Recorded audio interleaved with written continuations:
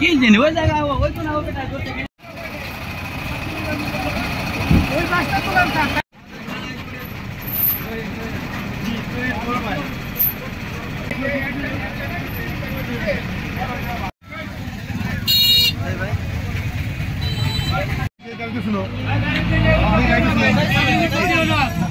আজকে দুপুর 12:30টার সময় চুয়াডাঙ্গা থেকে ঢাকাগামী রয়্যাল এক্সপ্রেস এবং ঢাকা থেকে চুয়াডাঙ্গাগামী ডিডি পরিবহন দর্শনা রিল্যাক্স পরিবহন কানাইপুর বাজারের এখানে মুখোমুখি সংঘর্ষ হয়। এটা আমার খুব কাছেই, আমরা খুব দ্রুত এসে তাদেরকে উদ্ধার করে হসপিটালে প্রেরণ করি। আমাদের সেখানে লোকজন আছে, হসপিটালে নেওয়ার পর জানতে পারি একজন মহিলা এবং দুজন পুরুষ মারা গেছে।